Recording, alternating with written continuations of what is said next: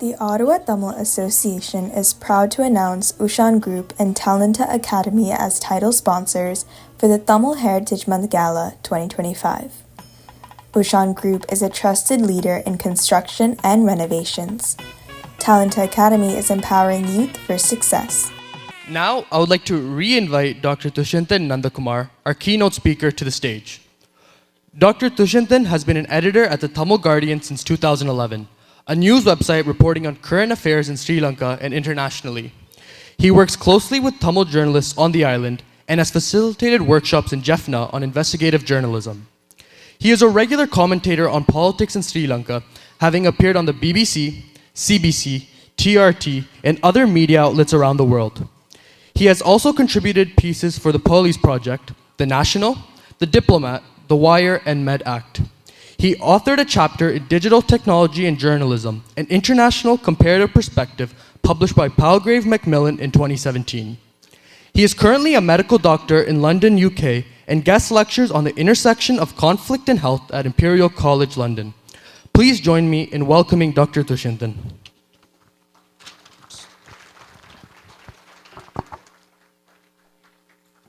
J'aimerais maintenant inviter notre conférencier principal, Dr.Thusiyan, à monter sur scène.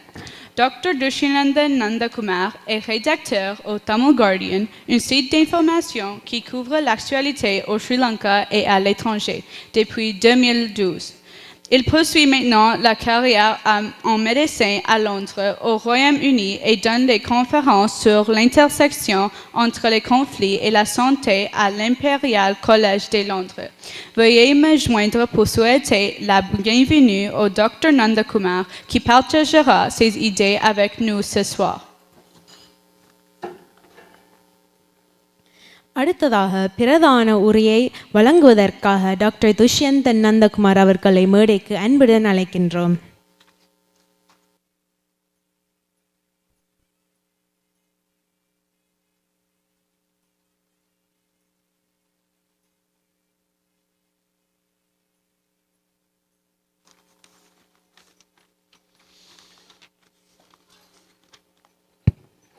அனைவருக்கு வணக்கம். Thank you all for inviting me to speak today. It's a privilege and a great honour to be here and join you all. I come to you from London, UK, where I was born and raised, and though an ocean divides Canada and the UK, the story that we share is not so different. In both Britain and in Canada, as well as across the US, Europe and around the world, the Tamil diaspora is a product of our history and a testament to all that we have endured. Today, as we mark Tamil Heritage Month, a hugely momentous occasion and one that is growing in significance globally, I want to reflect on that heritage and our history, where we came from, where we are now, and where we are going. Our story begins back on the island, Ceylon, as it was once known, a place often referred to as the Pearl of the Indian Ocean. Like so many lands across the empire, its people were subjected to divide and rule tactics under Portuguese, Dutch and British colonial rule. When colonialism ended, power was concentrated in the hands of the Sinhalese. What followed is well documented. Decades of racist laws, deadly pogroms and systemic oppression. For us, the Tamil people, it was a gradual erasure of our rights, our freedoms and our very humanity. These events drove many of us off the island, including many in this room today. It scattered us across the world and planted the seeds of the diaspora. Those are the fires in which we were forged. We Tamils are often referred to as reluctant separatists. What that means is the demand for Tamilulam was not born out of a desire for division or an ethnically exclusive state. It was a call for liberation from oppression, for freedom and for equality. After decades of this repression, our people, who are sometimes divided by caste, regionalism and religion, were all remarkably united in this call. The stronghold that the toxic Sinhala Buddhist nationalism had, though, meant that there was a stubborn refusal of the Sri Lankan state to meet those calls. Non-violence was dismissed and peaceful protests were crushed. And so, like many oppressed peoples around the world and throughout history, the Tamil people turned to armed resistance. It's a lesson that's well worth remembering today. The war of liberation that followed was immense. It demanded massive sacrifice and took massive tolls. There were moments of peace and hope, such as 2002, when the de facto state of Tamilulam was functioning, and there were glimpses of a permanent political solution. But what followed next was devastation that was overwhelming, even in our own bloody history. The 2009 genocide at Mullawaikal was all-encompassing. The tactics of the Sri Lankan state were horrific, and it marked one of the greatest atrocities of the 21st century. It's a textbook case and remains so for other oppressive regimes. The offences were littered with abuses that have been the subjects of several reports and documentaries, much like the booklets that you've got on your tables today. The offensive had a rate of killing that was unmatched. Hundreds of deaths daily, homes obliterated, villages wiped out, and the armed movement was destroyed. Over 160,000 people remain unaccounted for to this day. There was a cold logic to this violence. The choices to declare no-fire zones and then bomb them, to execute those that surrendered, to rape Tamil men and women, these were all deliberate. The genocide was calculated to be as devastating as it possibly could, to punish Tamils and to send the world a message. It was designed to try and break the will of our people. 16 years ago, I, alongside hundreds of thousands of others, and I'm including many of you in the room here tonight, we were on the streets marching for a ceasefire. 16 years ago, we were screaming till our lungs were sore on the roadsides of capitals around the globe, just to get into the rooms of those that could influence our fate. Sometimes politicians would meet us out in the cold, give lofty speeches, and placate us with empty pledges. That was what we had hoped for. In London, we occupied Parliament Square for 72 days. In Ottawa, Parliament Hill saw its own continuous protest in April. In Paris, Oslo, Chennai, cities across the world. But the genocide continued regardless. I remember May 19th, 2009. I remember coming to Parliament Square and the sense of devastation that had enveloped us all, not just in London, not just in Ottawa, around the world. It was no longer a protest. It was a funeral. We weren't there to demonstrate. We were there to mourn. We weren't shouting. We were crying. That is where we were. The pain from that era can never be forgotten. The loss of some of our brightest minds and strongest hearts remains irreplaceable. Nothing can make up for that. The wounds that were inflicted on us were deep. Many around the world understandably walked away. I remember the defeatism that had taken over some of our people. Some feared what this may mean for future generations. Without an armed movement on the ground, would our voices still be heard? Would those in the second, third, or even fourth generation of the diaspora still feel the relevance of our struggle? Had the Sri Lankan state won? Was this our end? But look at where we are now. Look at where we are today. 16 years on from the genocide, when we'd suffered those inconsolable losses, could anyone have thought we would have ended up here? Mullawaikal was not the end. It's not the end that the Sri Lankan government hoped it would be. Instead, it was just the beginning of another chapter in our history. Around the world, the Tamil struggle paused, but it did not stop. The Tamil diaspora simply rose, stronger and louder. Protests continued. The advocacy of grassroots organizations persevered, including tonight. And the demands for freedom, equality, and liberation still rung loud. In this country alone, in Canada, there have been remarkable achievements post-genocide. In 2011, Canada elected its very first Tamil member of the House of Commons. She would go on to deliver a speech in Parliament about Maavira Nal. And I'm proud to say we've had more provincial and federal representatives of Tamil origin in the years that followed. And who knows, we may even have some more later this year. In 2021, Bill 104 was adopted into the statutes of Ontario, ensuring that education about the genocide continued. And in 2022, Canada's Parliament passed a landmark resolution, becoming the first in the world to recognize May 18th as Tamil Genocide Remembrance Day. And I'm proud to say that this country was the first to recognize January as Tamil Heritage Month. It's a pattern that was followed not just in the UK, but in Australia and others around the world, where similar efforts are being made. In the UK, last year we had our very first elected Tamil MP. And just a few weeks ago, I was inside number 10 Downing Street, where the British Prime Minister addressed a room of Tamils to praise their contribution to the country.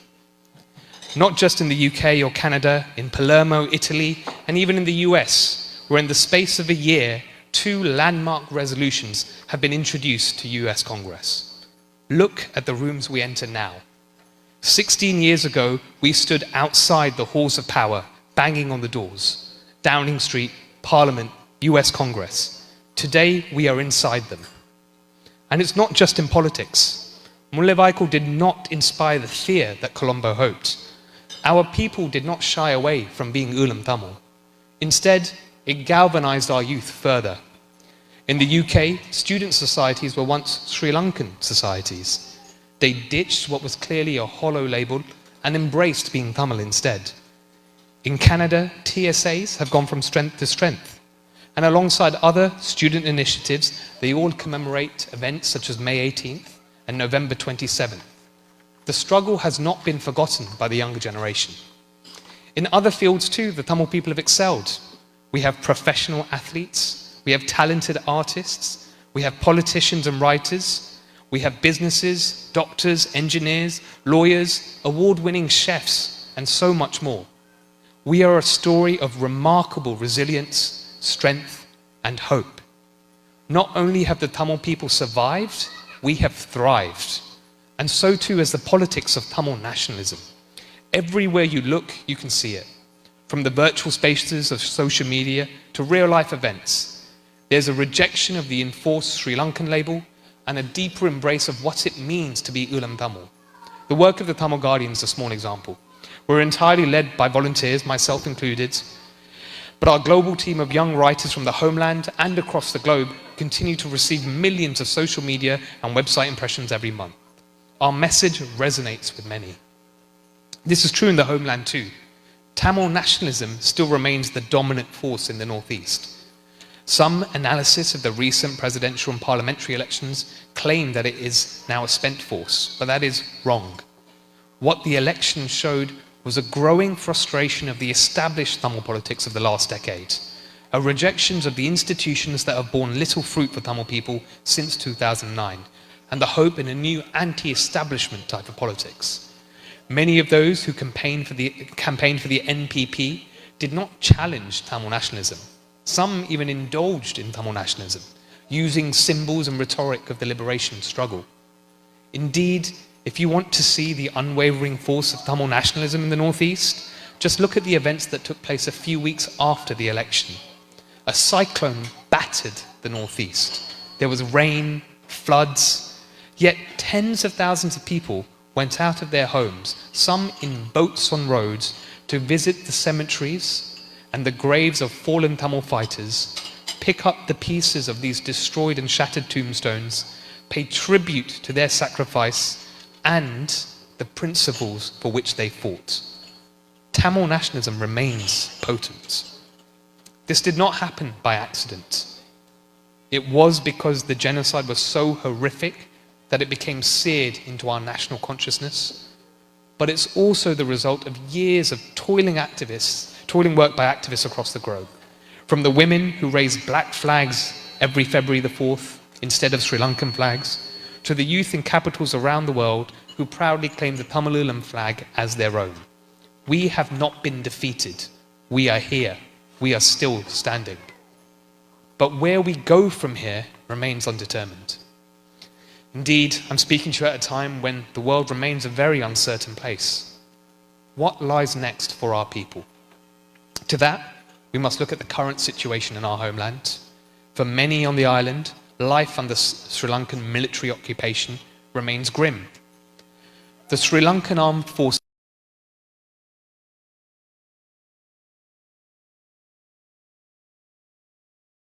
They're almost double the size of Britain's armed forces. They are a suffocating presence. They're in schools, they're in temples, they're in churches. War criminals remain amongst them. And so too does the violence and instability that they bring. The Sri Lankan state, even this newly elected government, seems unmoved by calls for justice or for demilitarization. There is still torture, there are still arrests, illicit drug and alcohol use is climbing, and the iron fist of the Sri Lankan state continues to stifle local livelihoods. Our economy remains entirely at the mercy of a racist and centralized government in Colombo. And there remains no justice for the decades of atrocity that have taken place. People are still fleeing the island. That brings me to my second point, the diaspora. The diaspora, all of us in this room, we are a fluid body. There are people who arrived decades ago, and there are people who arrived last month. They are also part of us. I've already listed the many successes of our people, how we rose from the embers to rebuild ourselves. We are resilient, we are strong, and it's a strength that the Sri Lankan state recognizes and fears. Yet despite our successes, many within our community also continue to face a range of struggles. It is in fact precisely our success that puts us in danger of falling into the trappings of becoming a model minority. We must remember the challenges that we have endured on our journey. Whether it's the trauma of genocide and occupation, immigration policies, racism, or simply the struggle of starting new lives in a new country, the stories of those that are rebuilding are part of ours too. Their trials and tribulations are part of ours too. We cannot leave them behind. This is where our strength in the diaspora lies. It's in uplifting each and every part of our community that we uplift our nation. Today, in our new and changing world, we must remember that more than ever before. We are living in increasingly turbulent times, the politics of the last few decades seemingly falling by the wayside. Our nation is now facing a unique set of circumstances. 15 years since the end of the armed movement, and with an ongoing military occupation, what options lie ahead of us? On the shores of Tamilulam, global powers such as India are increasing their footprints. What will our relationship be with the regional power across the Pork Strait? What will our ties with Beijing, a global superpower, be? What will our relationship with the new White House look like? Our people, ever growing in our numbers and our successes, are sometimes being drawn back into caste, regional, and religious divides of before. How do we respond? How will we shape the values of our young men and women growing up in every corner of the globe? Looking further, the horrific events of Sudan and Gaza have demonstrated what the Tamil people have known about the hypocrisies of international humanitarian law. Some lives have been deemed less worthy than others. What does our solidarity with these victims look like?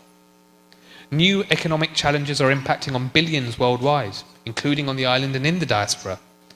Meanwhile, the ever-worsening climate catastrophe threatens every corner of this earth. Is there a way forwards? These are questions that many are grappling with. There are not always clear-cut answers. For the Tamil people, I suggest we look back to our past to find our future. We must look at where our struggle is rooted and be guided by those principles. Our movement was one of national liberation, but also deeply pragmatic.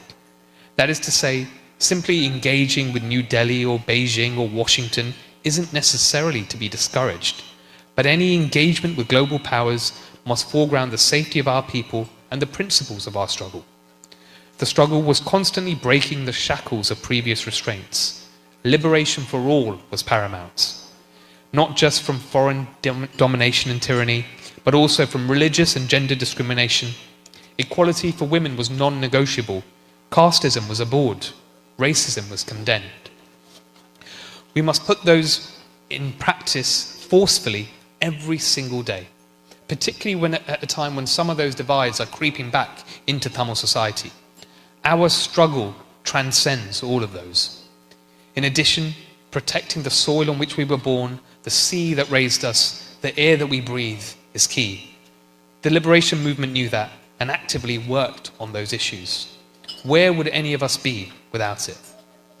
And when it comes to more global solidarity, I was heartened to see how fishermen in Mullaivaikal responded to a boat of Rohingya refugees who were stranded off the coast last month.